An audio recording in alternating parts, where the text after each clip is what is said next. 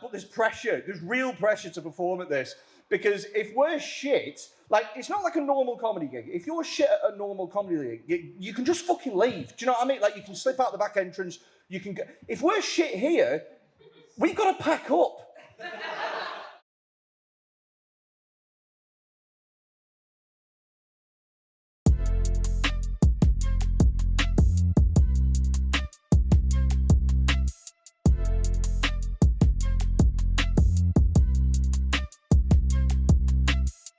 You know what? I like the stark industrial feel. Yeah. It's like a New York light space. That wall in London is a military grand property. We've got period features. Yeah.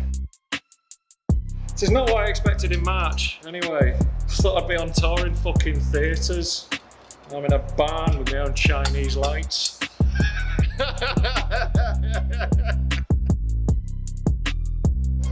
Ah, this is cool.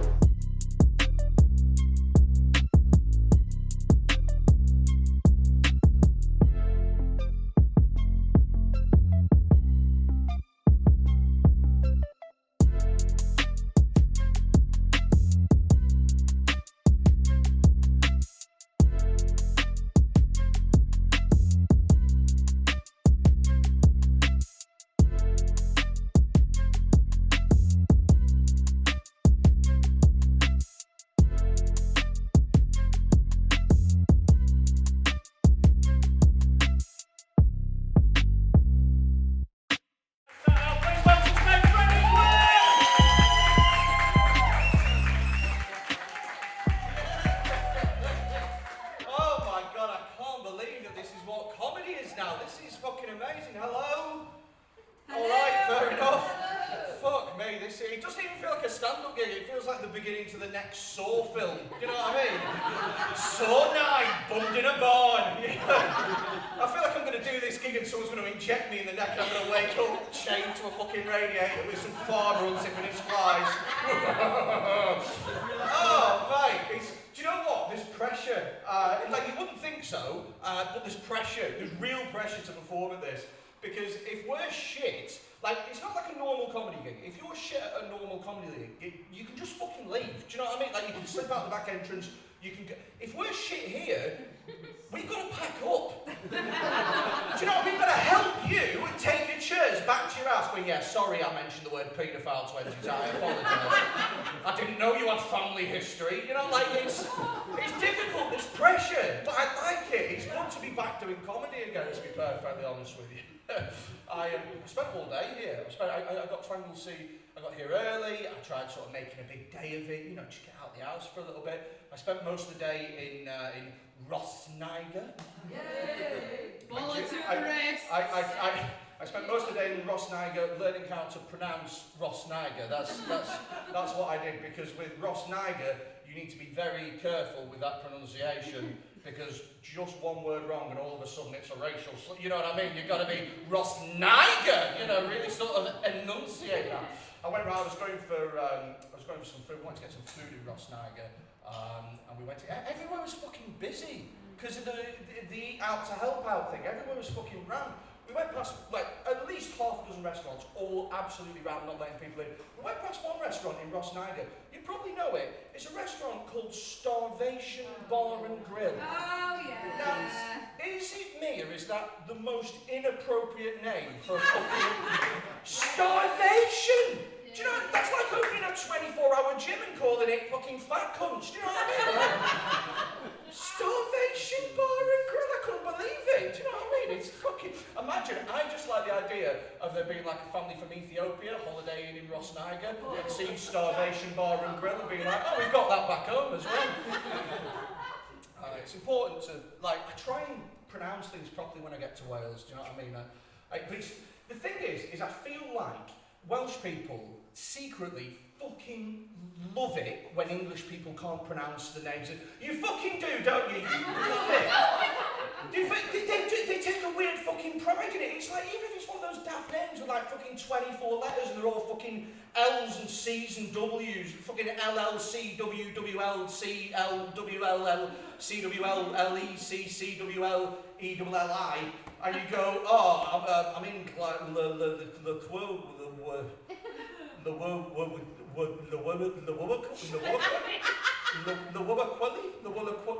they go, actually it's pronounced you stupid cunt. And you're like, well, how am I meant to know that? Even the places that I think I know how to pronounce, I still can't pronounce them. Right, I gigged in a place last year in Wales, close to here, a place that I thought I could pronounce, a place called, what I would say, Llandudno. And I went on stage in front of 150 people at the theatre there. If you don't know what 150 people looks like, imagine if you all brought 15 friends. I went on stage and I went, hello Llandudno! And a woman in the front lost her fucking shit. Actually, it's pronounced Llandudno! With as much fucking hate as Llandudno! And I was like, no, it fucking isn't. Like, I'm sorry, but I'm drawing the line. 2 L's do not make a no! Why would you want to be named? What sort of a fucking sound is that? Why would you want to live in somewhere that sounds like what happens when you make a cat mad? What's... So it's nice to be here in a barn. Do you know what? It's weird because here it looks very rustic and that, and it looks a little bit basic. But if this was in London, then this would be an industrial workspace for £500 million. So I feel privileged to be here. Do you know what? I think coronavirus has got me a bit like. It's turned me. Do you know? Does anyone else find that you get fucking? I get snappier now. Do you ever see people with fucking masks and shit like that? Do you wear the mask? What's that mean? Do you wear the mask? Not in Wales. No. Oh, you don't fucking have to, do you? Oh, that's why you're so fucking happy. We've got to wear a mask in certain shops because the thing about coronavirus, you might not know this, but coronavirus will more than happily follow you into Spa, but it fucking hates Nando's. Do you know what I mean? It's a very picky virus. Oh, mate. I'm done with it. Do you know what I mean? I'm done with people saying things like, the reason that everyone isn't wearing a mask is because you can't see the virus. If you could see the virus, then people would be a lot more cautious. No, they fucking would. If you could see coronavirus, every country in the world would be like, selfie! People would be riding them like space operas to the pub. Yeah! We're not cautious people. Right. I saw, do you know what pisses me off? Is, right, so, cheers. I tend not to wear a mask, and the reason that I tend not to wear a mask is, like, you know how people are like you can get the medical exemption things? Well, I find masks slightly uncomfortable, and that's pretty much enough for me to not fucking bother, to be honest with you. Do you know what? I love it when they try guilt tripping you into wearing a mask, and they go, listen, if you don't wear a mask, then somebody who you come into contact with that you don't know might die and you'll never know about it. And it's like, I'm fucking fine with that. That's absolutely fine. Honestly, it could be in front of me and I'd be like, fuck you, they're itchy. I'm not arsed at all. I brought my dog here, by the way. Sorry, this has gone off on a little tangent. I brought my, I've got a little doggo. Dexter? Yes, Dexter. He's beautiful, isn't he?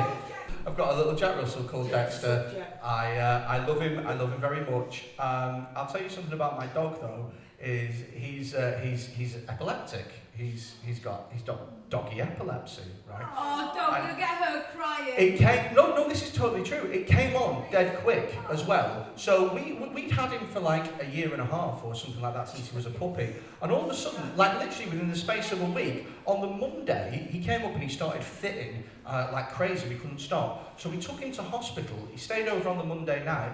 On the Tuesday they induced him. They put him in like a little doggy coma, and then they tried some extra stuff on the Wednesday, it didn't work.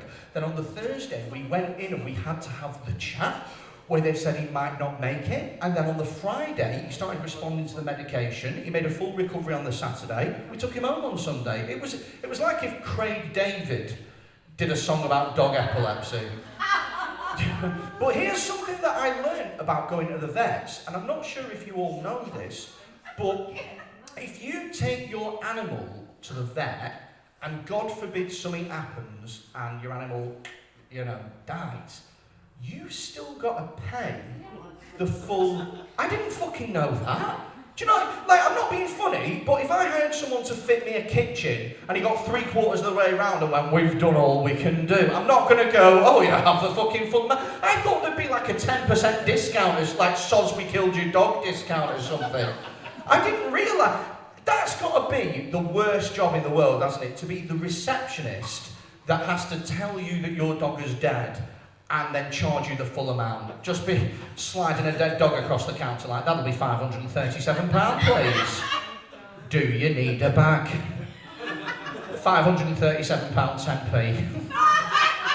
And it's a bag for life, ironic.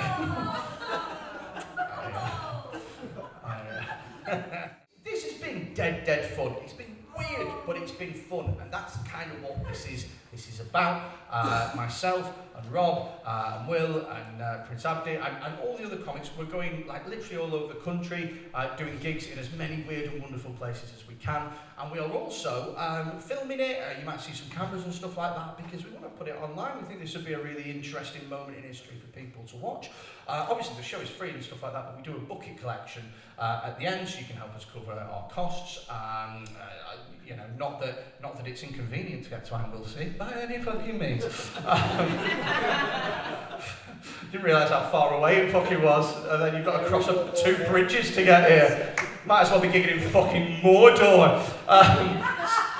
So, who'd have thought a Lord of the Rings reference would be what gets her? Who'd have thought?